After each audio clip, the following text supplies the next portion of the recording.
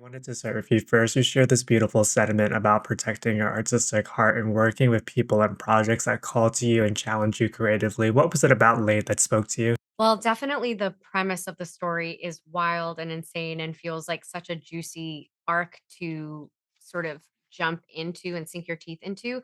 But I have to say, when I met Notch and Sally and Jen, our producer, it was just like old pals, and it was so fun, and we just giggled the whole time, and they really like, when they first pitched it to me, I had some questions, and immediately they were like, "Hey, if you come on board, you're a part of this, and we wanna hear your thoughts, and we can always shift the story or anything to something that resonates with you and that feels exciting to you."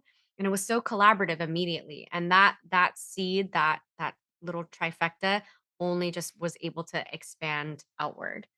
But yeah, it felt like such a no-brainer. And every single person we have on board with us is truly Yeah. amazing. Beautifully said. And then Zasha, at the heart of this story is this female friendship and how often it's stronger than any romantic relationship.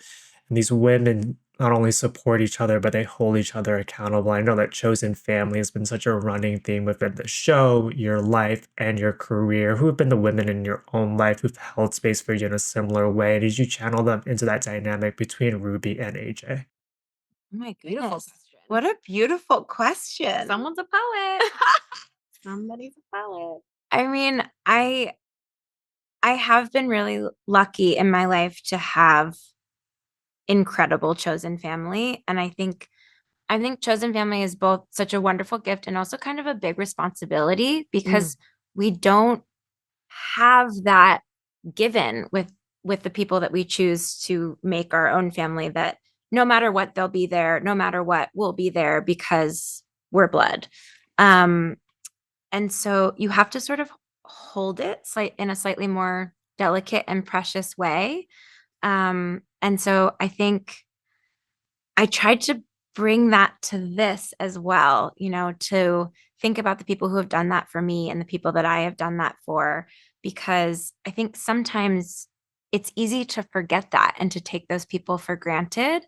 And I think that happens mm, between these two characters, mm, and having to remind yourself that, like, you weren't just born into this. Like, you picked this person and they did the same for you.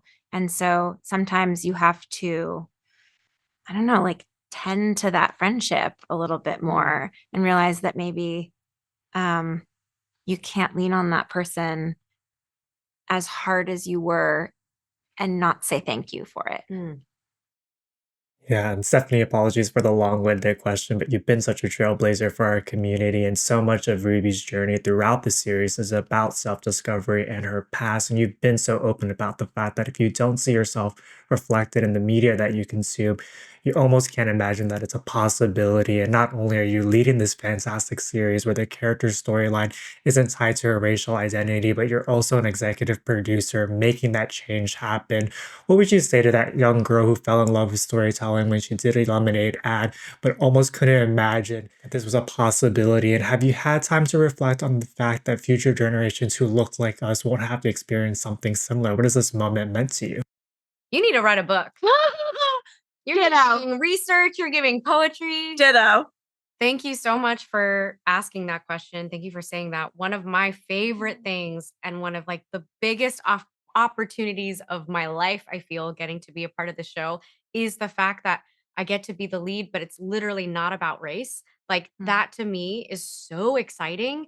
Um, and we never, I mean, we talked about it like once and then we got to just tell the story. And yeah, I mean, man, what would I tell that girl? Girl, I don't even know.